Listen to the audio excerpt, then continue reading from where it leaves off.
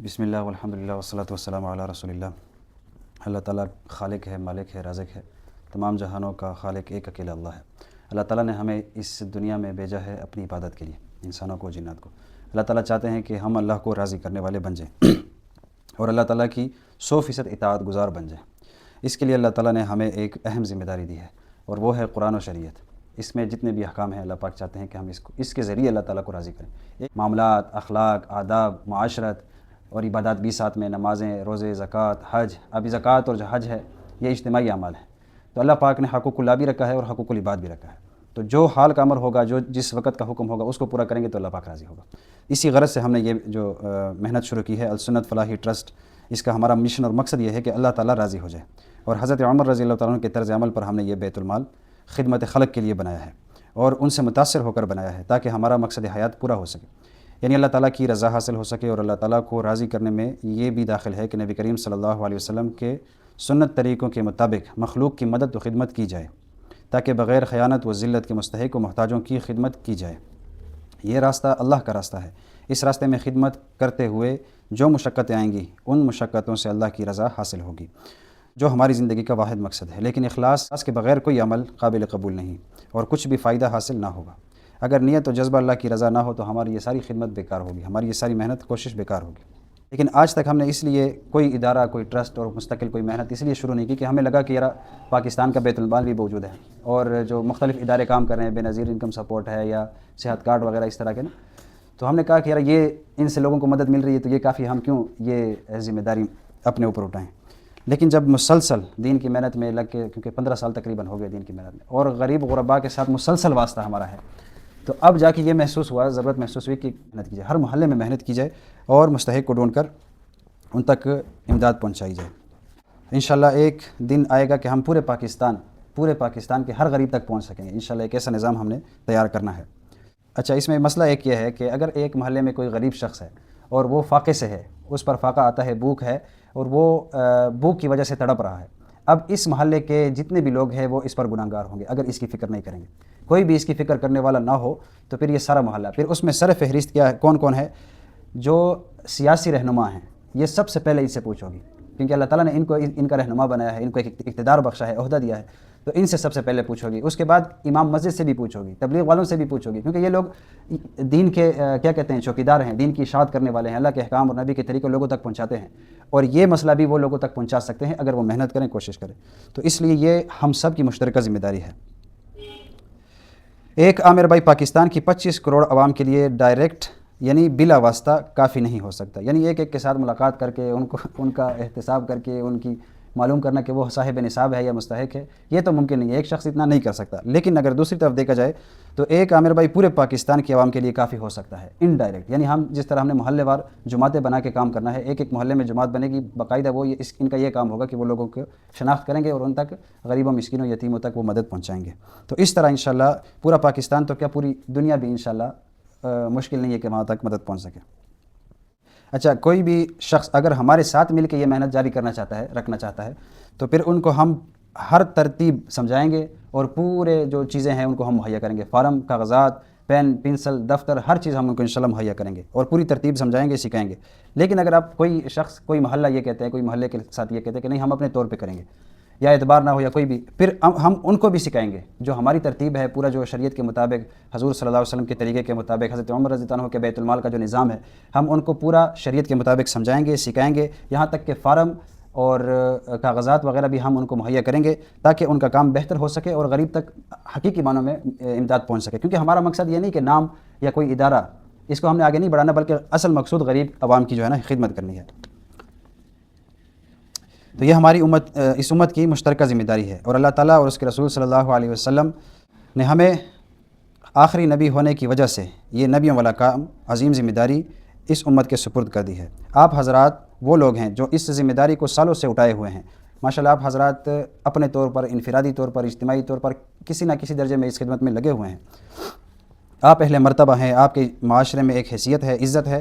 اگر آپ کسی کی سفارش کریں تو قبول ہو جائے، کسی کی ضمانت لیں تو وہ قبول ہو جائے، کسی کو اگر دعوت دیں تو اسے قبول کیا جاتا ہے، کوئی نکاح کرے تو آپ کو پیغام دعوت ملتا ہے، دستار بندی ہو تو آپ کو بلایا جاتا ہے، اہم امور میں آپ کی رائے کا مطالبہ کیا جاتا ہے۔ الغرض آپ اس امت کا فخر ہیں، آپ حضرات اس امت کا فخر ہیں، لیکن میرے عزیز بھائیوں، یہ جتنی عزت اور مرتبہ اللہ تعالیٰ نے آپ حضرات کو دیا ہے، اتنی ہی بڑی ذمہ داری ہے اور اتنی ہی بڑی پوچھ ہوگی۔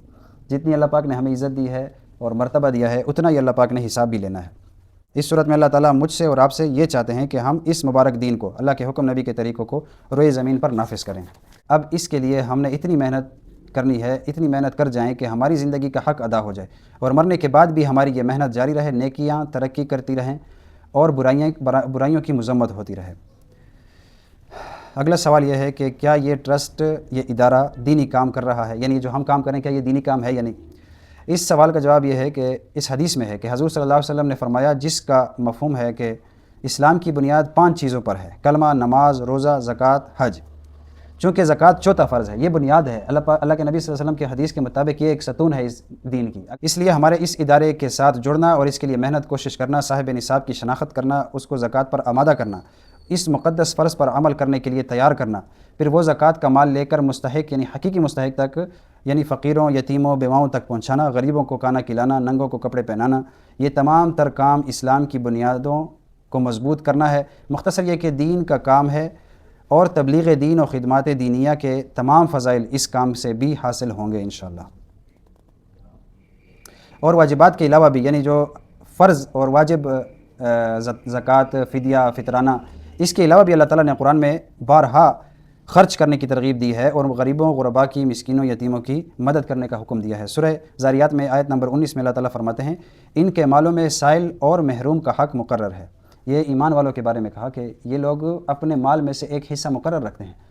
یہ نفلی صدقات کے بارے میں اللہ پاک نے فرمایا۔ اس کا مطلب یہ ہوا کہ یہ صدقہ احسان نہیں بلکہ غریبوں کا حق ہے۔ یہ جو ہم نے ان کے لیے حصہ مقرر، یہ ہم ان پہ کوئی احسان نہیں کر رہے بلکہ یہ ان کا حق ہے۔ سورہ معاون آیت نمبر 7 میں اللہ پاک فرماتے ہیں، اور دوسروں کو معمولی چیز دینے سے بھی انکار کرتے ہیں۔ یہ کچھ لوگوں کے خامیاں اللہ پاک نے بیان کی ہیں کہ وہ لوگ دوسروں کو تھوڑی سی چیز دینے میں بھی ہچکچاتے ہیں اور انکار کرتے ہیں۔ سورہ دہر میں اللہ تعالیٰ نے فرمایا آیت نمبر 8، اللہ کی محبت میں کھلاتے ہیں مسکین، یتیم اور قیدیوں کو۔ یہ وہ لوگ ہیں جو ایمان والے ہیں، ان کے لیے اللہ پاک نے یہ خطاب کیا ہے کہ اللہ کی محبت میں کھلاتے ہیں مسکین، یتیم اور قیدیوں کو۔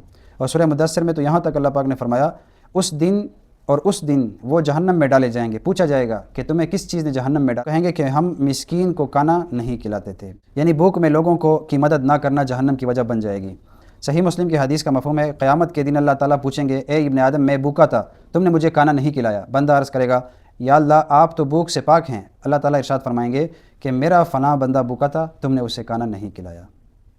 یعنی اللہ پاک تو خود کھانے سے پاک ہے، وہ کھانے کا کیا کریں گے؟ لیکن اللہ پاک نے جو انسانوں میں تقسیم کیا، کسی کو امیر بنایا، کسی کو فقیر بنایا، وہ اس لیے کہ امیروں کا امتحان لیا جائے فقیروں کی ذریعے سے۔ تو انشاءاللہ اس میں ہم لوگوں کی مدد کریں گے، بھرپور مدد کریں گے۔ مسند احمد کی ایک حدیث ہے کہ وہ مومن نہیں جو خود پیٹ بھر کر سوئے جبکہ پڑوسی بھوکا ہو۔ اگر ہمارے پڑوسی صرف ساتھ والا پڑوسی نہیں ہے بلکہ محلے میں جتنے بھی قریب لوگ ہیں وہ ہمارے پڑوسی ہیں، اگر وہ بھوکا ہے اور ہم پیٹ بھر کر سو گئے تو پھر ہمارا ایمان کامل نہیں ہو سکتا۔ امام نووی رحمۃ اللہ علیہ اور دیگر فقہا لکھتے ہیں کہ اگر کوئی شخص بھوک کی وجہ سے ہلاک ہونے کے قریب ہو تو اس کو بچانا واجب ہے، یعنی فرض کفایہ ہے۔ تو یہ جو ہے جی فرض کفایہ میں آ جائے گا، اور اگر اس کی مدد نہ کی جائے تو پھر سارے گناہگار ہوں گے۔ حدیث کا مفہوم ہے کہ خشکی اور تری میں، خشکی اور پانی میں کوئی مال ضائع نہیں ہوتا مگر جس کی زکوٰۃ ادا نہ کی جائے۔ تو اس لحاظ سے اگر یہ ایک ضعیف حدیث ہے، لیکن اس طرح اگر کسی کے مال میں زکوٰۃ رہتا ہے اور اس نے نکالا نہیں ہے تو پھر اس صورت میں اس کی ہلاکت ممکن ہے، اور یہ ظالم شمار ہوگا۔ جو زکوٰۃ نہیں ادا کرتا وہ ظالم ہے، کیونکہ یہ غریبوں کا حق ہے اور اللہ پاک نے رکھا ہے، اس کو بذات خود رکھا ہے اللہ پاک نے، اور جو اس کو نہیں ادا کرے گا وہ ظالم ہوگا۔ تو اس لیے ہم نے ظالم کو ظلم سے روکنا ہے اور مظلوم کی بروقت مدد کرنی ہے، کوشش کریں گے نا انشاءاللہ۔ اور جو زکوٰۃ ادا نہیں کرتا وہ بخیل ہے، اور بخیل کے بارے میں کیا آتا ہے جی کہ بخیل جنت الفردوس میں داخل نہیں ہوگا، بخیل جنت الفردوس میں داخل نہیں ہوگا۔ مخلوق پر مال خرچ کرنے والوں کے لیے اللہ تعالیٰ نے اپنے حبیب صلی اللہ علیہ وسلم کو حکم فرمایا۔ ترجمہ، اے پیغمبر، ان لوگوں کے اعمال میں سے صدقہ وصول کر لو جس کے ذریعے تم انہیں پاک کر دو گے اور ان کے لیے باعث برکت بنو گے، اور ان کے لیے دعا کرو، یقیناً تمہاری دعا ان کے لیے سراپا تسکین ہے اور اللہ ہر بات سنتا اور سب کچھ جانتا ہے۔ سفید پوش غریبوں تک رسائی۔ ہم نے اکثر دیکھا کہ جو لوگ غریبوں میں زکوٰۃ، خیرات اور صدقات بانٹتے ہیں وہ غریبوں، مسکینوں کو، یہاں تک کہ بیواؤں کو لائنوں میں کھڑا کر کے گھنٹوں انتظار کرواتے ہیں۔ یہ آپ سب نے دیکھا ہوگا۔ اس کے بعد معمولی مدد کرتے ہیں۔ یا ایک تیلا دیتے ہیں آٹے کا، یا کچھ رقم ہوتی ہے، یا کوئی گھی چاول چینی اس طرح دے دیتے ہیں گھنٹوں انتظار کروانے کے بعد۔ اور یہ امداد ان لوگوں تک پہنچتی ہے جو کسی نہ کسی درجے میں باہر نکلنے اور لوگوں کے سامنے ظاہر ہونے کی جرت رکھتے ہیں۔ وجہ کم عقلی اور ناقص نظام ہے۔ ہم اس کا رواج جڑ سے ختم کرنا چاہتے ہیں، یعنی کہ ہم غریب مسکین تک مدد اس کی دہلیز تک پہنچا کے آئیں گے، اس کی آبرو کی بھی حفاظت ہوگی، اس کی عزت کی بھی حفاظت ہوگی، اس کو باہر نکلنے کی ضرورت نہیں پڑے گی انشاءاللہ۔ ایسا ایک ہم نے نظام بنانا ہے۔ اس کا اصل نقصان یہ ہوتا ہے کہ سفید پوش لوگ محروم رہ جاتے ہیں، جو نہ تو کسی کے سامنے ہاتھ پھیلا سکتے ہیں، اگرچہ ان کے لیے جائز ہو جاتا ہے بھوک اور افلاس کی شدت کی وجہ سے، لیکن پھر بھی عزت نفس کی وجہ سے اور بدنامی کی وجہ سے اور خودداری کی وجہ سے اور ان سب سے بڑھ کر تقوی کی وجہ سے اپنی مفلسی و بے کسی کسی پر ظاہر نہیں کر سکتے، محتاجی ظاہر نہیں کرتے۔ ایسے غریبوں کی دہلیز پر جا کر انشاءاللہ ان کی تشخیص کر کے ان کے گھر کے دروازے تک امداد پہنچائیں گے۔ اچھا، اس میں ہم نے نظام احتساب رکھا ہے۔ ہم نے اس کے لیے 3 جگہوں پر اپنے فنڈ کو گزارنا ہے، 3 ذریعوں سے۔ 3 محاسب ہوں گے، 3 علماء کرام جو اس کام کے فنڈ کے ہر فنڈ کے 1-1 روپے کا جائزہ لیں گے، 3 علماء کرام، پہلے ایک، پھر دوسرا، پھر تیسرا، ان کے ہاتھ سے ہو کے پھر یہ غریب تک پہنچے گا، مستحق تک پہنچے گا۔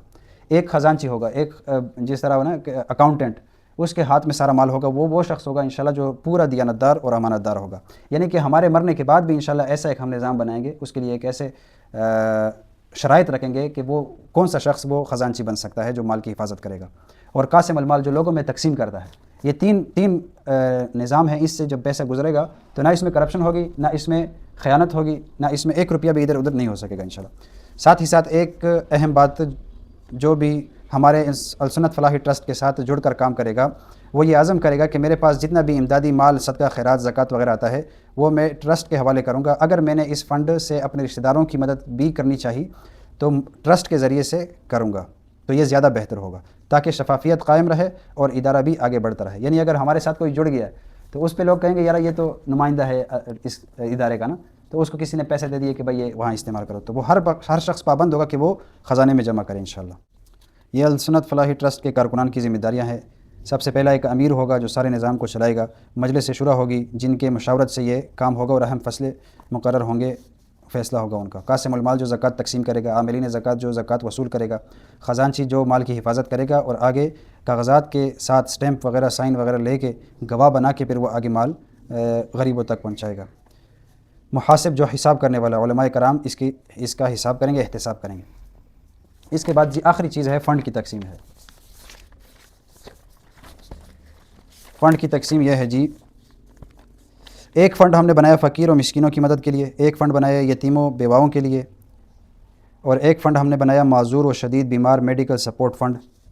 جس طرح بھی ہم نے انشاءاللہ 18-19 تاریخ کو ایک فری میڈیکل کیمپ لگانا ہے، تو یہ فنڈ اس میں استعمال ہوگا، غریب مسکینوں کی فری میڈیکل کیمپ۔ اور اس کے علاوہ ہم نے ڈاکٹروں سے بات کی ہے کہ آپ ہمیں مہینے میں 1 2 3 مریض فری کر کے دیں گے، اس کے لیے باقاعدہ ہم کارڈ بنائیں گے، اس پہ ہمارا مہر ہوگا، سٹیمپ ہوگا انشاءاللہ، اور اس مریض کی فری چیک اپ ہوگا، فری علاج ہوگا انشاءاللہ۔ نمبر 4 فنڈ نمبر 4 ہے بوڑھے ضعیف اور مسافر، وہ بوڑھے جن کا کوئی پرسان حال نہیں ہے تو ان کے لیے بھی ہم انشاءاللہ، اور مسافر اگر وہ صاحب نصاب بھی ہے اپنے وطن میں لیکن یہاں مسافر ہو گیا اور اس کے پاس پیسے ختم ہو گئے، جانے کا راستے کے پیسے نہیں ہیں، واپس جانے کے پیسے نہیں ہیں، اس کو کھانے کی ضرورت ہے، اس کو رہائش کی ضرورت ہے، تو انشاءاللہ اس کی بھی اس فنڈ سے مدد کی جائے گی۔ 5واں فنڈ ہمارا ہے مقروض غارم، جس کا قرآن میں بھی اللہ پاک نے ذکر کیا کہ مقروضوں کی مدد کرو، مقروضوں کا قرضہ ادا کر دیا کرو۔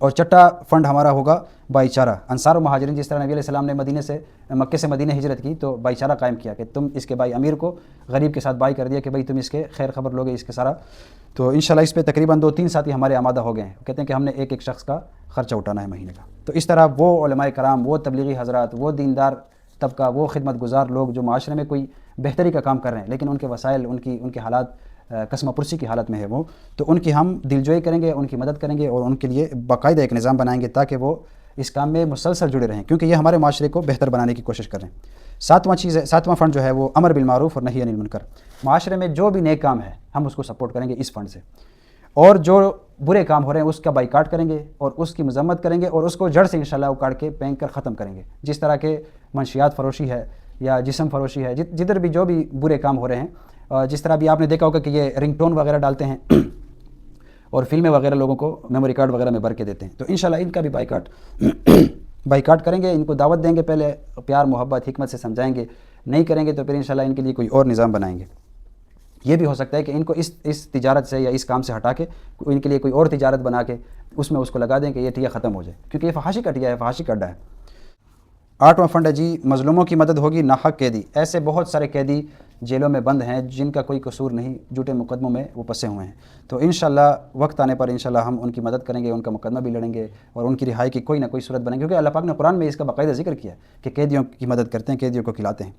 اور مسلمانوں کی صلح، آپس میں ہمارے معاشرے میں کوئی بھی مسلمان آپس میں اگر لڑ پڑے، جھگڑا ہو جائے، کسی بات پہ اختلاف ہو جائے، زمین پہ، گھر پہ، کسی بھی جگہ، تو انشاءاللہ ہم ان کے لیے ایک ایسا نظام بنائیں گے ثالثی کا، جرگے کا، تاکہ ان مسلمانوں کے فیصلے شریعت کے مطابق ہو، اور حکومت کے ساتھ ہم پورا تعاون کریں گے۔ یہ نہیں کہ ہم حکومت کا کوئی حکم توڑیں گے، بلکہ حکومت کا ہم پوری پیروی کریں گے، قانون کی پیروی کریں گے تانے والے، لیکن ہم نے انشاءاللہ ان کی صلح مہذب طریقے سے اور آسانی سے، تاکہ ان کا نہ خرچہ ہو اور نہ یہ باغ دوڑ، کیونکہ وہ جو کیس چلتا ہے پھر کورٹ میں وہ سالوں سالوں چلتا ہے، اس کا کوئی نتیجہ نہیں نکلتا۔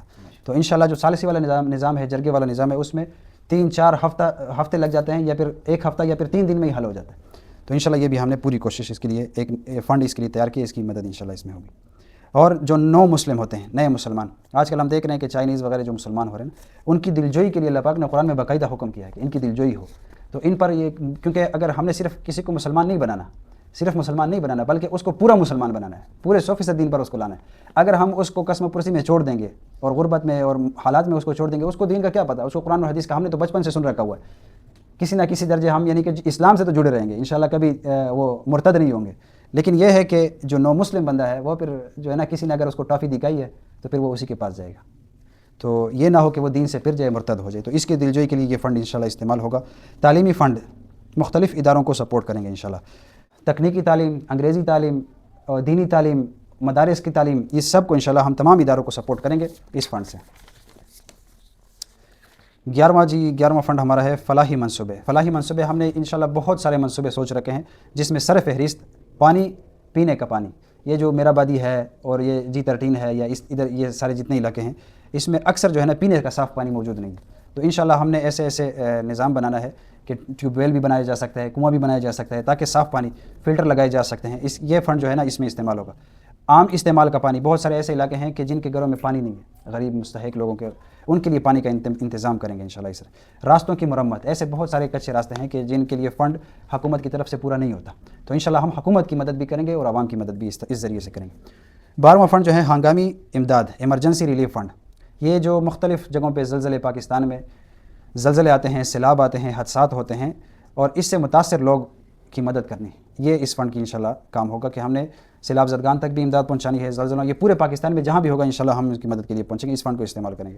15واں فنڈ جو ہے سید خاندان کے لیے ہم نے وظیفہ، دیکھیں سید خاندان جو ہے آل رسول صلی اللہ علیہ وسلم، اہل بیت جو ہیں، یہ زکوٰۃ نہیں لے سکتے، ان پر زکوٰۃ اللہ پاک نے حرام کر دی ہے، تو زکوٰۃ کے پیسے نہیں لے سکتے ہیں، اور بہت سارے ایسے غریب لوگ ہیں جن کو ہم جانتے ہیں کہ جو سید خاندان سے تعلق رکھتے ہیں، وہ زکوٰۃ بھی نہیں لے سکتے، کوئی دیتا بھی نہیں ہے ان کو، کیونکہ اس پہ زکوٰۃ ہوتی نہیں ہے، تو ان کے لیے ہم نے ایک وظیفہ نفلی صدقات، ان پہ نفلی صدقات لگ سکتے ہیں اور وہ لے سکتے ہیں، تو یہ ایک فنڈ انشاءاللہ خاص ان کے لیے ہم نے بنایا ہے، کیونکہ آل رسول سے محبت رسول سے محبت ہے، آل رسول سے محبت رسول اللہ صلی اللہ علیہ وسلم سے محبت ہے، جو رسول سے محبت کرے گا وہ انشاءاللہ نجات پا جائے گا۔ 16واں فنڈ جو ہے مجاہدین فنڈ، یہ مجاہدین فنڈ، اس کا بھی اللہ پاک نے قرآن میں ذکر فرمایا ہے، تو ہم نے حکومت کو پورا سپورٹ کرنا ہے، جہاں بھی اگر انڈیا والے ہمیں للکاریں گے، کوئی بھی ملک ہمیں کافر للکاریں گے، تو انشاءاللہ ہم نے حکومت کے ساتھ شانہ بشانہ مل کے فنڈ بھی دینا ہے، اگر وہ چاہیں تو ہم نے مجاہدین بھی عوام سے مجاہدین کو یعنی نوجوانوں کو پکڑ کے ان کے پاس بھیجنا ہے، یعنی ہم ہر طریقے سے حکومت کی بھی مدد کریں گے، کیونکہ اسلامی ریاست کی مدد کرنا یہ ہمارا اولین فریضہ ہے، کیونکہ ریاست قائم ہے تو ہم آزاد ہیں، یہ جو ہم سارے جتنے بھی فلاحی کام کر رہے ہیں، اگر ریاست موجود ہے، اسلامی ریاست موجود ہے، تو پھر یہ ہم کر سکتے ہیں، اگر ریاست موجود نہیں ہے تو ہم کس چیز کا کام کریں گے، ہم پر اتنی رکاوٹیں آ جائیں گی، اتنی پابندیاں ہو جائیں گی کہ ہم کوئی بھی کام نہیں کر سکیں، حتیٰ کہ ہم شاید اذان بھی نہ دے سکیں، تو اس لیے ہم نے اس فنڈ سے جو دفاعی نظام ہے انشاءاللہ حکومت کا، پاکستان کا، اس سے اس کو ہم سپورٹ کریں گے انشاءاللہ۔ 17واں فنڈ ہے جی انتظامی فنڈ۔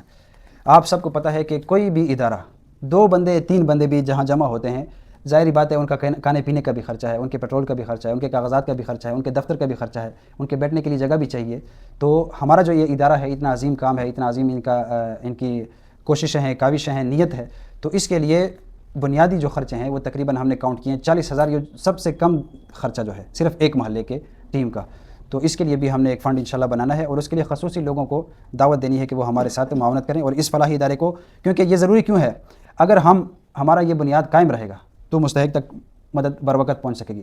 کیونکہ میرا بھی دکان ہے، میری بھی تجارت ہے اپنی، مفتی صاحب کا اپنا نظام ہے، فیصل بھائی کا اپنا نظام ہے، مجاہد بھائی کا اپنا نظام ہے، ہر ایک کوئی نہ کوئی تاجر ہے، کوئی نہ کوئی تنخواہ دار ہے، کوئی نہ کوئی، کیونکہ نظام چلانا ہے، اللہ کا حکم ہے، نبی کا طریقہ ہے.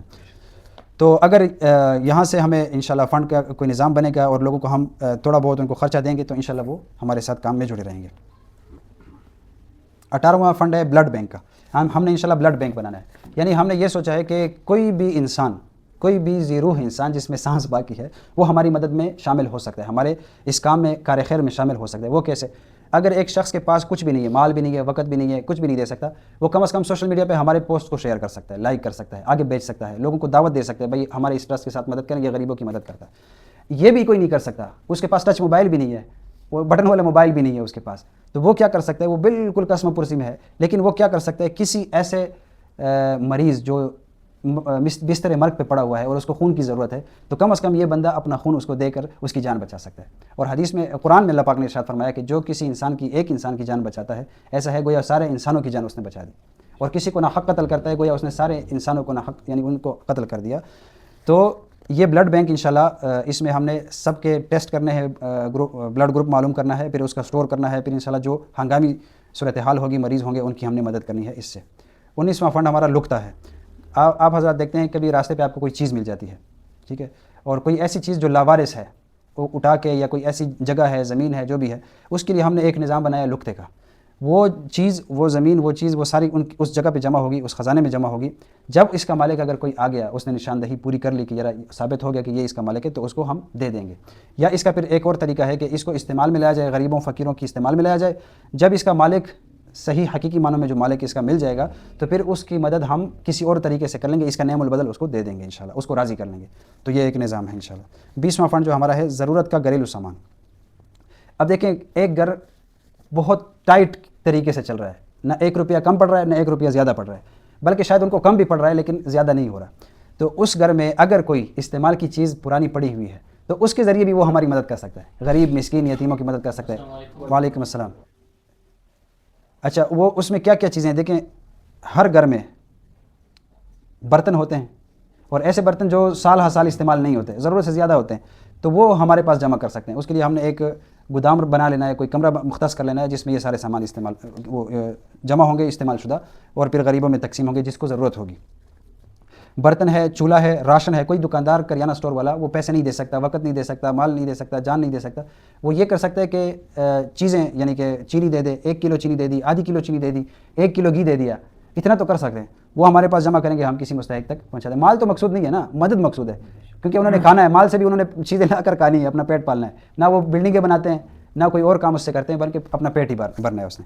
تو راشن ہے، برتن ہے، چولہا ہے، پریشر کوکر ہے، ترماس ہے، پانی کا کولر ہے، بالٹی ہے، پانی کی ٹینکی، ڈرم، پنکھے، واشنگ مشین، سلائی مشین، استری، چارپائی، گدا، تلائی جو بچھاتے ہیں جس پہ لیٹتے ہیں، رضائی، تکیا، کمبل، چٹائی، مچھردانی، بیڈ شیٹ، کپڑے، جیکٹ، جوتے، چپل، یونیفارم، تعلیمی اشیاء، اسٹیشنری، کاپیاں، کتابیں وغیرہ. تو کسی کے پاس گھر میں اگر اضافی سامان ہے، ضرورت سے زائد چیز ہے، تو وہ لا کر ہمیں دیں گے، ہم انشاءاللہ اس کو مستحق تک پہنچا دیں گے. بہت سارے ایسے لوگ ہم نے دیکھے ہیں جن کا کچن تک نہیں ہے، کچن کا چھت بھی نہیں ہے، کچن کی بنیاد تک نہیں ہے، وہ اوپن صحن میں انہوں نے چیزیں رکھی ہوئی ہے. اور وہ جو برتن آپ دیکھو نا، یقین کرو مجھے نہیں اتنی ہمت ہوتی کہ اس میں کوئی گانا مجھے اچھا لگے. تو وہ لوگ اس میں اسی طرح کر رہے ہیں. کسی کا کولر نہیں ہے، بالٹی میں پانی بھرا ہے پینے کا، اسی پہ گلاس ڈبو کے پی رہے ہیں، نہ اس کے پاس کولر ہے، نہ پنکھا وغیرہ. تو یہ ساری چیزیں ہیں انشاءاللہ. آپ جس طرح سے آپ مدد کر سکتے ہیں، یعنی کہ 1 روپیے سے کر سکتے ہیں، 1 ماچس سے کر سکتے ہیں، 1 سوئی سے کر سکتے ہیں، 1 داغے سے کر سکتے ہیں، اتنی مدد تو کر سکتے ہیں نا سارے. اور ہمارے کانٹینٹ کو شیئر کر سکتے ہیں. اور پھر جو بلڈ والا ہم نے نظام بنایا ہے، ہر 3-4 مہینے میں انسان کا 1 پاؤنڈ خون ضائع ہوتا ہے. ایسا ہی نا سہیل بھائی؟ یہ ہمارے لیب ٹیکنیشین نے، اس کو پتہ ہے، اس نے بلڈ بینک چلایا ہوا ہے. تو اس طرح ہر 3-4 مہینے میں بلڈ تو ویسے بھی ضائع ہونا ہے. اور بہت سارے اس کو کیا کہتے ہیں، انستھیشیا کیا ہے وہ جو بچوں کو ہوتا ہے، تیلیسیمیا ہوتا ہے. اور بچے ہر 15-20 دن یا مہینے میں ان کو 1 پاؤنڈ خون چڑھتا ہے. تو اس کاوش میں آپ ہماری مدد کر سکتے ہیں، آپ ہمیں سپورٹ کر سکتے ہیں، ہمارے میٹنگز میں شامل ہو سکتے ہیں، اور جس طرح آپ سے مناسب ہو ہماری مدد کریں گے انشاءاللہ. یہ ہماری مدد نہیں ہے، یہ مخلوق کی مدد ہے. اور مخلوق کی مدد جس طرح حدیث میں آتا ہے کہ میں بھوکا تھا، تم نے کھانا نہیں کھلایا، تو مخلوق کی مدد کرنا اللہ کی مدد کرنا. ان تنصروا اللہ ینصرکم ویثبت اقدامکم. کہ جو اللہ کی مدد کرے گا اللہ پاک ان کی مدد کرے گا، ان کے قدم جما دے گا. تو انشاءاللہ نہ کسی یہودی میں طاقت ہے کہ ہمیں زیر کر سکے اور ہمیں گرا سکے، نہ کسی کافر میں، نہ شیطان میں بھی انشاءاللہ پھر ہمت ختم ہو جائے گی اگر ہم اللہ کی مدد میں، اللہ کی مخلوق کی مدد میں لگیں گے. کوشش کریں گے نا انشاءاللہ. سبحان ربک رب العزت عما یصفون.